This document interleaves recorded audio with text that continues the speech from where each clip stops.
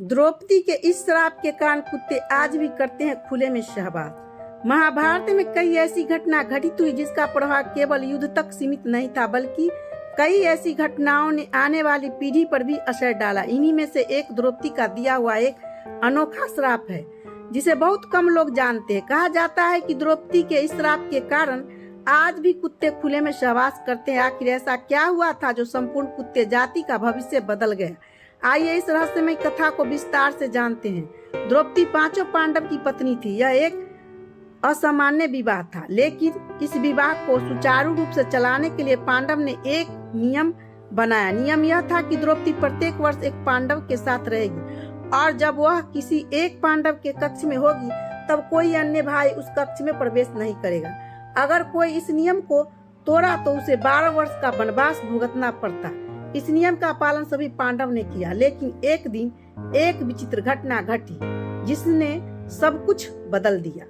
एक दिन द्रौपदी भीम के साथ कक्ष में थी। उसी समय अर्जुन को अपने धनुष की आवश्यकता पड़ी जो उसी कक्ष में रखा था। अर्जुन ने नियम के अनुसार बाहर देखा, लेकिन दरवाजे पर किसी भी पादुकाएं नहीं थी। इसका मतलब यह था कि कक्ष खाली है। अर्जुन ने बिना संकोच कक्ष में प्रवेश कर लिया, लेकिन जैसे ही उन्होंने भीतर कदम रखा उन्होंने भीम और द्रौपदी को एक साथ देखा। अर्जुन तुरंत लज्जित और शर्मिंदा होकर, वहीं भीम भी अत्यंत क्रोधित हो गए और बोले, मैंने अपनी पादुकाएं बाहर रखी थी, फिर भी तुमने नियम तोड़ा। अर्जुन और भीम को यह समझ नहीं आ रहा था कि दरवाजे के बाहर रखी पादुकाएं गायब कैसे हो गई। तभी उन्होंने जंगल में जाकर खोजबीन की। वहां उन्हें एक कुत्ता दिखाई दिया जिसने भीम की पादुकाएं उठा ली थी।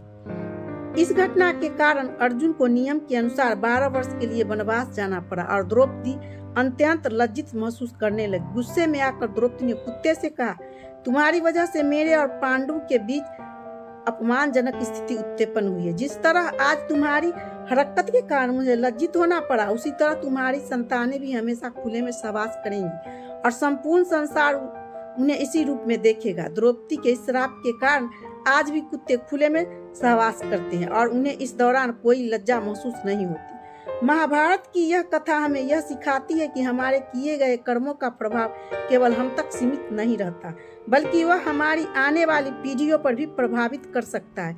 द्रौपदी की क्रोध ने दिए गए श्राप ने पूरी कुत्ते जाति के व्यवहार को बदल दिया। यदि आपको यह कहानी रोचक लगी हो तो इसे लाइक और शेयर करें। ऐसे ही और रोचक पौराणिक कथाओं के लिए हमारे चैनल को सब्सक्राइब करना न भूलें। राधे राधे।